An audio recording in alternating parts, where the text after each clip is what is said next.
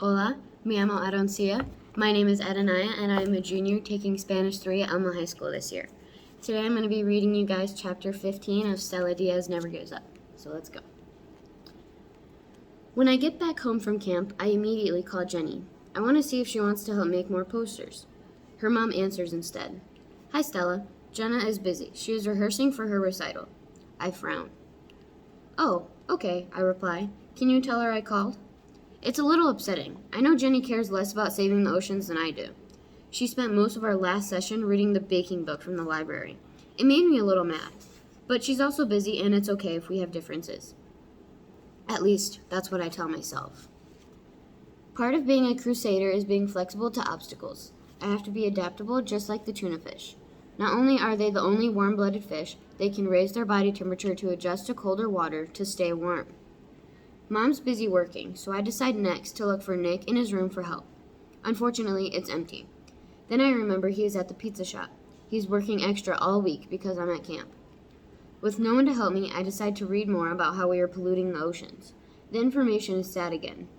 For instance, I read that sea turtles often confuse plastic bags with sea jellies, which they like to eat, so they end up eating the plastic bags by accident. I picture the baby sea turtles I just saw at the beach in Mexico. My heart breaks. Poor little guys. The worst part is, I read that even if everyone recycles, we're still using more and more plastic, much more than we can recycle. Plastic is even showing up on islands in the middle of the Pacific Ocean where people don't even live, and the animals there are suffering from it. While I read this depressing information, Linda comes over. Mom promised her dinner since she took care of Pancho during our trip to Mexico. Linda sits in her favorite chair and knits as Mom cooks. She watches me push my books aside and curl up into a ball. Well, I've never seen you react to a book like this, she exclaims.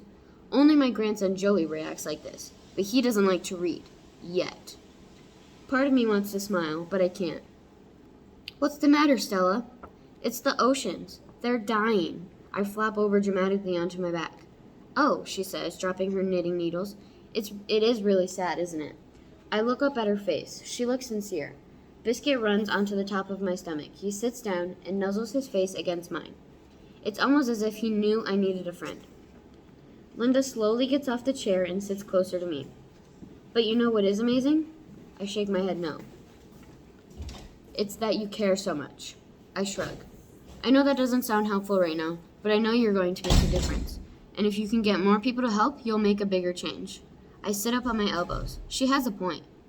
Why don't you write Stanley an email? I'm sure your mom won't mind just one more. And after, maybe you can make a whole list of questions to ask your camp counselors tomorrow. I sit all the way up. Biscuit barks, almost as if he is motivating me. I get Mom to turn on the computer. Linda knits nearby as I write an email to Stanley. Dear Stanley, I'm super bummed. Saving the oceans is hard. It turns out there's so much plastic and it's only getting worse. I don't know what to do. I have made some posters. Jenny helps some, but she's so busy with dance camp that I'm sort of on my own. Your sad friend, Stella. I draw a sad drawing of me in my sketchbook. I put teardrops all around me and some dead fish at my feet. After looking at it, I decide not to ask Mom to help me send the drawing with the email. That would be too dramatic. Instead, I only put a few sad emojis at the end. After sending, I start making a list of things to ask my camp counselors. They've got to be able to help me. My biggest question is, how do we stop using so much plastic?